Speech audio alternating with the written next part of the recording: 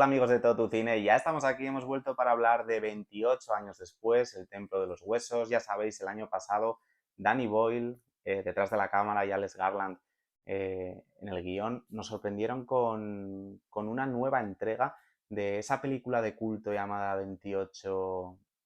días después, y nos entregaban 28 años después, que fue una de las mejores películas de 2025, una de las películas que más me sorprendieron y más me impactaron, sobre todo por el hecho de, aparte de por su poderío visual, porque era una película que tenía un poderío visual alucinante, era por cómo en una película de infectados, ya sabéis, zombies, aquí no los llaman así, pero bueno, no dejan de ser eso, nos hablaba, daba un giro, y en vez de ser una película simplemente de acción, de persecuciones, era una película muy profunda, muy reflexiva, sobre todo con la muerte, con el amor. Era una película muy emotiva lo que consiguieron Danny Boyle y Alex Garland. Así que, y de esta misma forma sorprendente, nos han entregado aquí en 2026, ni un año ha pasado, aquí en enero, 28 años después, El Templo de los Huesos, que es la continuación de 28 años después, y que realmente había un poco de dudas, ya que no estaba Danny Boyle detrás de la cámara, así que repetía a Alex Garland, que se agradece y se nota muchísimo, y la directora elegida era Nia da Costa, así que había un poco de dudas por saber lo que iba a pasar. Y tengo que decir que la película, al igual que su predecesora, me ha parecido una película extraordinaria. Nia da Costa no tiene nada que envidiar en su puesta en escena y en su potencia visual a lo que consiguió Danny Boyle en su primera entrega. Sí que es cierto que se nota que no está el mismo director de fotografía, y sí que es verdad que 28 años después tenía imágenes como más potentes que El Templo de los Huesos, pero aún así Nia Costa demuestra que tiene una mano muy fuerte y muy potente en lo que a lo visual se refiere en esta entrega. Ya sabéis, Nia Costa, que el año pasado nos entregó Geda, una película un poco regulera, pero aquí sí que convence tanto en lo visual como en lo temático, porque consigue unir muchas ideas, muchos conceptos que realmente eran muy difíciles de hacer funcionar en este tipo de películas, y lo consigue a la perfección, y sobre todo, como ya he dicho, gracias a que Alex Garland, uno de los mejores guionistas del género y de la ciencia ficción de los últimos años, está ahí detrás, y se nota y se agradece. ¿De qué nos habla esta 28 años después El Templo de los Huesos? Es una película que continúa la historia justo donde la dejó su predecesora, ya sabéis, con ese homenaje a la Naranja Mecánica de Kubrick, donde aparece un grupo variopinto de personajes liderado por Jimmy, interpretado por Jack O'Connell, que está fantástico en esta entrega, como ya lo estaba en Los Pecadores. Y ya sabéis, pues, que se apropian de Spike, ¿no? Y ahí, a partir de ahí es donde empieza esta 28 años después, El Templo de los Huesos,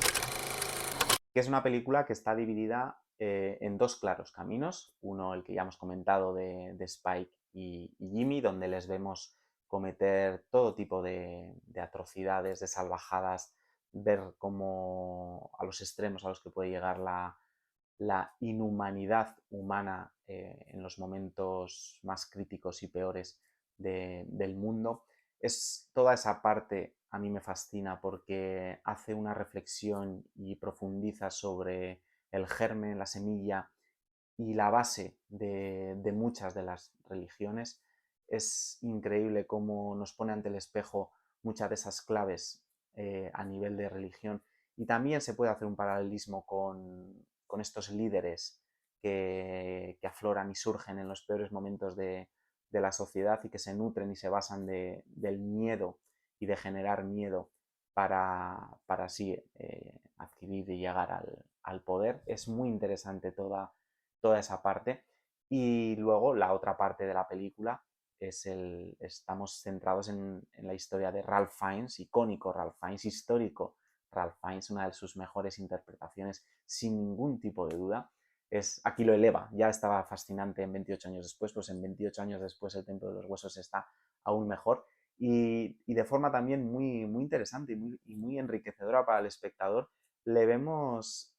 crear una maravillosa relación de amistad con Sansón. ¿Recordáis? El alfa de los infectados de la primera entrega. Y es fascinante la relación que surge entre ellos y es muy interesante para el espectador cómo la directora y el guionista intentan profundizar un poco más sobre el porqué de esta infección, las causas, lo que hay debajo de esa infección, si realmente sigue quedando parte humana en ellos. Intentan humanizar, como ya hacían un poco en la primera entrega, a estos infectados y es muy, ya os digo, es fascinante cómo lo consigue. Así que tenemos dos caminos fascinantes que están destinados a encontrarse en algún momento y lo hacen. Vaya que si lo hacen en la última media hora de la película, que es realmente increíble. Porque esta última media hora de la película, donde el personaje de Ralph Fiennes y este personaje de Jimmy y Spike se acaban juntando, va a ser uno de los momentazos de este 2026, sin ningún tipo de duda. Es increíble cómo se las apañan tanto Nia Da Costa como Alex Garland para diseñar una escena, un desenlace final en el que tiene el 99,9% de crear una escena absolutamente absurda, ridícula y que no funcione para nada, pero se agarran a ese mínimo porcentaje y es que hacen que sea una auténtica maravilla. Funciona